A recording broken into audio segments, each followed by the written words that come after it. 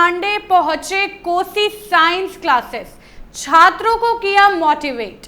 नमस्कार, आप देख रहे हैं स्टार टीवी बिहार और मैं श्रुति आपके साथ। खगड़िया में शनिवार को बहुचर्चित पूर्व आईपीएस अधिकारी शिवदीप लांडे का आगमन हुआ। उन्होंने कोसी साइंस क्लासेस में बच्चों को मोटिवेट करते हुए अपनी जिंदगी के संघर्षों और अनुभवों को साझा किया। लांडे ने कहा कि वे एक सुरक्षित और सम्मानित नौकरी छोड़कर अब समाज सेवा के रास्ते पर हैं।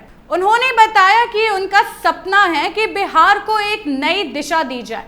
उन्होंने कहा, अब मैं आम लोगों की सहायता से बिहार को बदलना चाहता हूं। देखिए पूरी रिपोर्ट हमारे संवाददाता गीता कुमार के साथ खगड़िया से। उन्होंने मुझे प्यार दिया, मुझे सराहा, तो मेरे सामने और भी था कि आईजी के बाद एडीजी बनूं, आगे के पद लूं। लेकिन मैं जब वो 25 से 30% आईएएस, आईपीएस, आईआरएस और जो डिफरेंट सर्विसेज में, इसके साथ साथ जो यहाँ से डॉक्टर बन के गए हैं, इंजीनियर बन के गए हैं, जो साइंटिस्ट बन के गए हैं, जो बिजनेस में है बिहार से बाहर में, जिन्होंने स्टार्टअप शुरू किया है, जो बॉलीवुड में है, जो आर्ट एंड कल्चर में है, तो मुझे हमेशा एक सवाल रहा इस 18 साल के मेरे जर्नी के बाद कि बिहार से तो गए, लेकिन बिहार की दशा और दिशा के बारे में कभी किसी ने कुछ सोचा नहीं है। और मेरे ऊपर तो भाई सिंपल बात है कि जो मेरा नाम दिया आप लोगों ने दिया, इसलिए आप लोगों का, इस धरती का, यहाँ की जनता का मेरे ऊपर एक एहसान है। और मैं ऐसा फरामोश नहीं हो सकता हूँ कि भाई हो गया, अभी आईटी के बाद मैं दिल्ली जाऊंगा, सेंट्रल में जाऊंगा, सीबीआई जाऊंगा, आईबी जाऊंगा, पैरामिलिट्री में सीआरपीएफ सीआईएसएफ में जाऊंगा, वहाँ अपना करियर करूंगा, आराम से रहूंगा, गाड़ी घोड़ा बंगला फैमिली। तो ये आप लोगों ने जो मुझे नाम दिया वो मेरे ऊपर प्रेशर था, एक दबाव था कि आप लोगों के लिए कुछ करना चाहिए।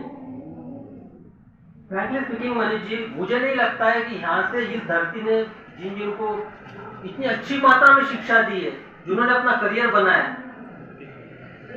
उन्होंने बिहार के बारे में एक बार तो भी सोचना चाहिए था। अगर मैं कुछ कर पाऊंगा बिहार में, अगर आप लोगों को मैं खड़ा कर पाऊंगा जनप्रतिनिधि के तौर पे और कोई प्रोग्रेसिव जो पॉलिटिक्स है उसमें, तो मुझे लगता है वो यहाँ से जो बिहार से जो बाहर गए वो जरूर सोचेंगे कि जब शिवदीप लांडे यहाँ अपनी कर्मभूमि मान के कुछ दे के जा सकता है, तो वो लोग जरूर सोचेंगे कुछ देंगे।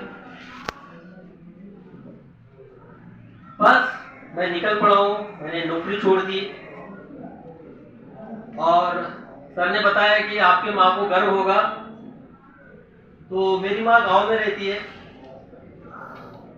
6.5 एकड़ खेती है, उसी में खुश है। जब मैंने पूछा उसको कि मैं ऐसा ऐसा करने जा रहा हूँ, मैंने सोचा है कि मैं रिजाइन करता हूँ और बिहार के लिए खुद को झोंक देता हूँ। आने वाले 10-15 साल तक मैं डेडिकेशन के साथ एक नई पीढ़ी बनाता हूँ जो कि बिहार के डेवलपमेंट के बारे में सोचे, बिहार के विकास के बारे में सोचे। तो उसका पहला सवाल था कि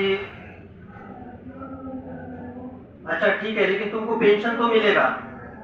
तो मनीष सर का भी वही सवाल था। सर आप जो पूछ रहे थे कि सर आपने थोड़ा और संगठन लेवल पे करना चाहिए था, बाद में आना था, लेकिन मैं बता दूं, मैंने आपको बताया, अगर मुझे पेंशन के लिए क्या होता है कि सेंट्रल सर्विसेज में आपको 20 साल की सर्विस चाहिए। मेरा आईपीएस का बैच है 2006, मुझे 2026 तक रुकना पड़ता था पेंशन के लिए। फिर मुझे महीने की 1 लाख रुपए की पेंशन मिलती थी, वो भी ताउम्र, जब तक मैं ऊपर जाता नहीं तब तक। लेकिन मैं अगर ये मौका खो लेता था, विधानसभा, आने वाली विधानसभा, और मैं नए लड़कों को, चाहे कुछ भी कैसे भी लड़के हो जो कि लेकिन बिहार के बारे में सोचते, उनको अगर मैं ताकत नहीं दे सकता था, मुझे लगता था कि मेरा वेट था अगले और 5 साल वेट करना। इसलिए मैंने डिसीजन लिया और आप लोगों के समक्ष आया हूँ। अब एक बात आप ये जान लीजिए, ये मैसेज के लिए मैं आया हूं। देखिए राजनीति जो है ना, राजनीति, आप सब लोग राजनीति को गलत मानते हो। अभी देखिए इलेक्ट्रिसिटी चालू हो गई, कुछ देर के लिए बंद हो गई थी इलेक्ट्रिसिटी, फैन बंद हो गए थे, सबको पसीने छूट गए थे, लाइट बंद हो गई थी। आप पढ़ाई करते हो, सबके हाथ में मोबाइल है, आपने यूनिफॉर्म पहना है, तो भाई आपकी यूनिफॉर्म के दाम कौन करता है डिसाइड? कि बिजली चलेगी कब, बंद कब होगी, इसका बिजली का दाम कितना होगा, टैरिफ कितना होगा, ये डिसाइड कौन करता है? आपके घर में पानी कितना आएगा, कब आएगा, ये डिसाइड कौन करता है? ये सब डिसाइड करते हैं पॉलिटिशियन, जनप्रतिनिधि जो एग्जीक्यूटिव में बैठे हुए। आपको बाद में समझ में आएगा। तो इसीलिए आपकी जो सबसे मूलभूत जो एक राइट्स है, वोटिंग का राइट,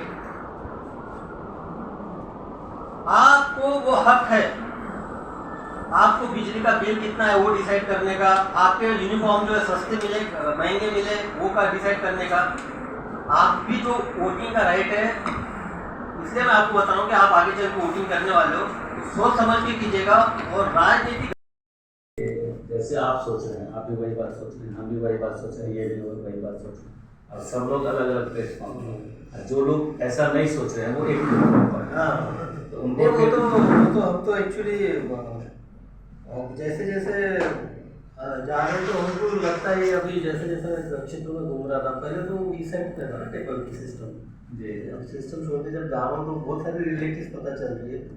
तो डेलिबरेटली कोई भी हो, किसी लीडर का पर्टिकुलर नाम नहीं होगा, लेकिन डेलिबरेटली वो रखा गया है ऐसे ताकि इंडस्ट्रियलाइजेशन होगा, कुछ एम्पावरमेंट होगा तो लोगों की सोच बढ़ेगी, उसके आगे सोचना शुरू करेगा, स्पेशली जात के आगे सोचना शुरू करेगा। तो वो है जात जात जात जात। फिर मान लीजिए उस सिस्टम को चुनौती देने के लिए तो उसके बराबरी में खड़ा होना पड़ेगा। ऐसा नहीं कि बाकी के स्टेट में जात नहीं है, हर जगह जातिवाद है, सब जगह।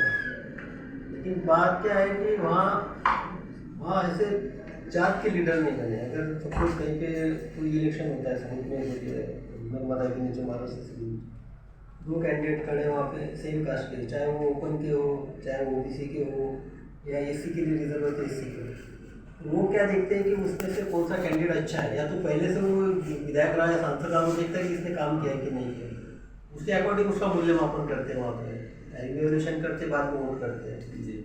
यहाँ क्या है, यहाँ वहाँ पर हारता जीतता चुनाव। यहाँ क्या 2 कैंडिडेट आप खड़ा कर दीजिए, ओबीसी से खड़ा कर दीजिए, फॉर एग्जाम्पल 2 यादव खड़ा कर लीजिए, आपको एक ही यादव लीडर दिखेगा, वो नहीं वोट करेगा, तो चाहे दूसरा यादव किसी पार्टी का और कितना भी अच्छा हो। दिक्कत है कोई पासवान है तो एक ही पासवान है ना, जात के ठेकेदार यहाँ पे बन गए, ये बड़ी दिक्कत है यहाँ। ये बात ठीक है, ये है कि आप जात का, लेकिन जात के लिए तो करो कुछ, आप जात का सिर्फ परिवार तक ही सीमित है, बाकी नीचे वालों को क्या जात का भी भला नहीं हो पाया ना, दिक्कत ये है। बाकी ऐसे ही तमाम अपडेट्स और खबरों के लिए बने रहे स्टार टीवी बिहार के साथ। मैं श्रुति, धन्यवाद।